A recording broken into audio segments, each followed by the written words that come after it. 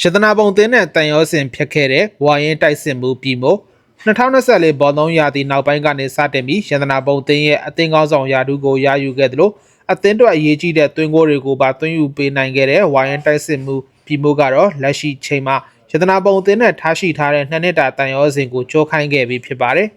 လက်ရှိချိန်မှာအသက်33နှစ်အရွယ်ကိုရောက်ရှိနေပြီဖြစ်တဲ့အထောင်တိုက်စစ်ကစားသမားတအူးဖြစ်တဲ့ပြည်မို့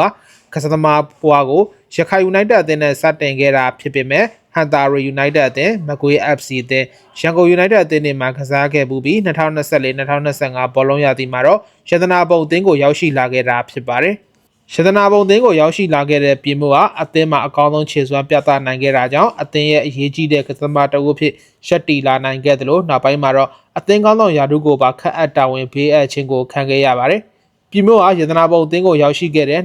2024-2025ဘောလုံးရာသီမှာမြန်မာ National League ပြိုင်ပွဲတွေအတွက်ရတနာပုံအသင်းကိုသွင်းကို10ဂိုးထိရရှိအောင်သွင်းယူပေးနိုင်ခဲ့တယ်လို့ပြီးခဲ့တဲ့2025-2026ဘောလုံးရာသီမှာတော့ရတနာပုံအသင်းအတွက်သွင်းကို17ဂိုးထိသွင်းယူပေးထားနိုင်ခဲ့ပါတယ်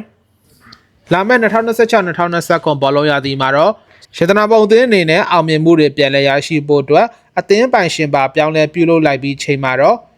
နီးပြချုပ်ရာထူးကိုပါဆက်လက်ပြောင်းလဲခဲ့ပြီးရခိုင်ယူနိုက်တက်အသင်းရဲ့နီးပြချုပ်ဦးမင်းထွန်းလင်းကိုခန့်အပ်တာဝန်ပေးခဲ့ပါတယ်။ရှဒနာပုံအသင်းရဲ့နီးပြချုပ်အသစ်ဖြစ်လာခဲ့တဲ့ဦးမင်းထွန်းလင်းကတော့အသင်းကိုရောက်ရှိချိန်မှာတိုက်စစ်ရဲ့အင်အားကိုပုံမှုဖြစ်တင်းနိုင်ဖို့အတွက်သူ့ရဲ့တပည့်ဟောင်းတအူးဖြစ်တဲ့ဒဂုံစတာအသင်းကအထောင်တိုက်စစ်ကစားသမားတအူးဖြစ်တဲ့ဆော်လမန်ကိုခေါ်ယူပြီးချိန်မှာအသင်းကောင်းဆောင်ပြည်မိုးအနေနဲ့ရှဒနာပုံအသင်းနဲ့လမ်းခွဲခဲ့တာဖြစ်ပါတယ်။ဝိုင်းရင်တိုက်စစ်ကစားသမားတအူးဖြစ်တဲ့ပြည်မိုးတယောက်ရှဒနာပုံအသင်းနဲ့လမ်းခွဲခဲ့တာနဲ့ပတ်သက်ပြီးကျေးဇူးပါရတနာပုံ FC နှစ်နှစ်တာကစားခဲ့ရတဲ့အခိုက်အတန့်လေးကဘာနဲ့မှလဲလို့မရပါဘူးတကယ်ကိုအယမ်းပျော်ခဲ့ရပါတယ်ကျေးဇူးလဲတင်ပါတယ်လို့ပြည်မိုးကတော့သူ့ရဲ့လူမှုကွန်ရက်စာမျက်နှာပေါ်မှာရေးသားခဲ့ပေမဲ့ရတနာပုံအသင်းကတော့ပြည်မိုးထက်ခွာခဲ့တာနဲ့ပတ်သက်ပြီးတစုံတရာသတင်းထုတ်ပြန်ထားခြင်းတော့မရှိသေးပါဘူးဒါ့အပြင်ပြီးခဲ့တဲ့ရာသီတုန်းကဝိုင်းရင်တိုက်စစ်ကစားသမားပြည်မိုးဟာရတနာပုံအသင်းအတွက်အကောင်းဆုံးခြေစွမ်းပြသပြီးကစားနိုင်ခဲ့တာကြောင့်ပြီးခဲ့တဲ့ရာသီကလေးက